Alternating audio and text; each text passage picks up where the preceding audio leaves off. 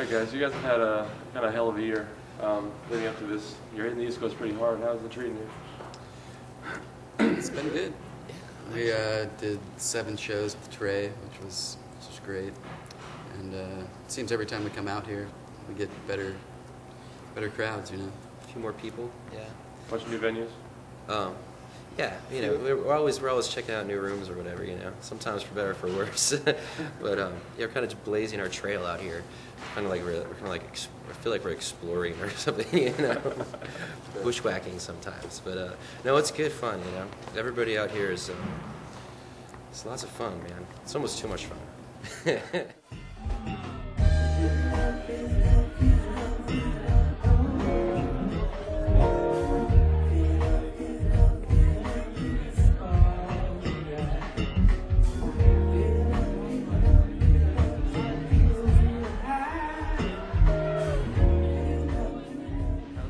About the new album. How important was it to put out a really good album? Very important. Yeah, very important. We've never been happy with our albums, our previous albums. And we haven't had much resource to make a good album. Yeah, this is the first time we actually had, you know, help. You know, other people like come in and like professionals working with us. You know, before like we've made other recordings, but it's always just kind of like us just trying to put stuff together. You know, one before this, I actually engineered myself with like microphones I found in the garage. So thinking about this past year, any big highlights? Anything that stand out as? Was Bonnaroo this year? Yeah, Bonnaroo. Bonnaroo was this year. Yeah, that was pretty sweet. Yeah. I feel like we just had this long summer that lasted about 7 months.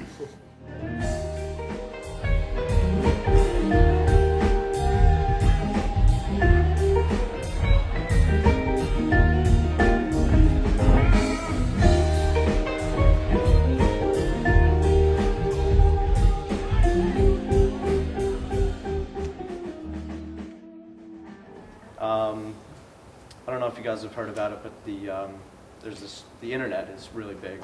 It's huge. It's going to be like the next big thing.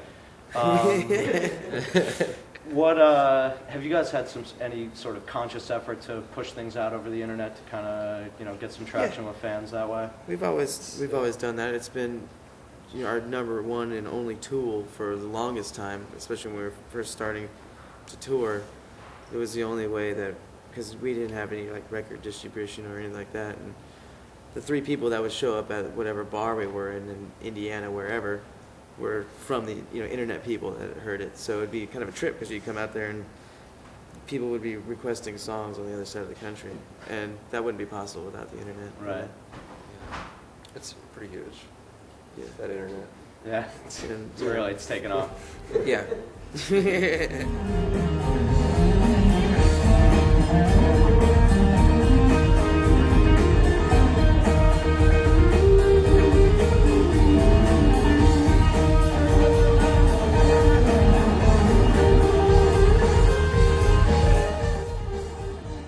I'm a big fan of Waiting for the Man. I think you guys cover that just about as well as any band can, possibly do Velvet Underground justice. But yeah, you guys do covers, but you don't rely on them.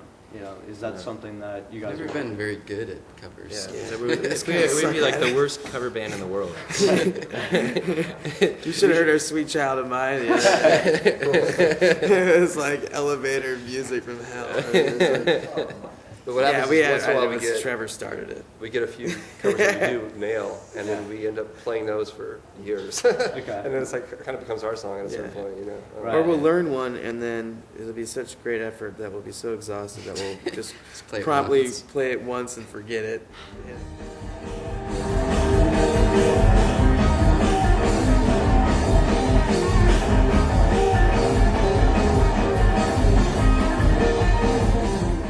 Rather play in a small venue like this, like a theater, like the RPM or the Beacon Theater, or like a large festival scene?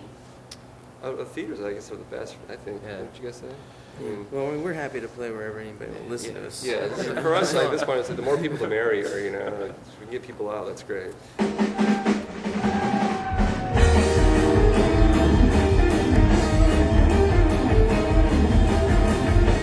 I mean, that's a certain magical thing about people. If you pack people into any room, regardless of how it's built, it will always sound good. It's just like, if you get a lot of people in some place, it's always a party. It always, it's impossible to play badly almost,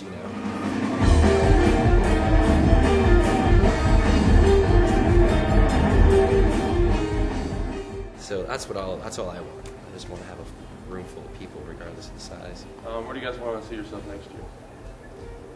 In front of a room full of people.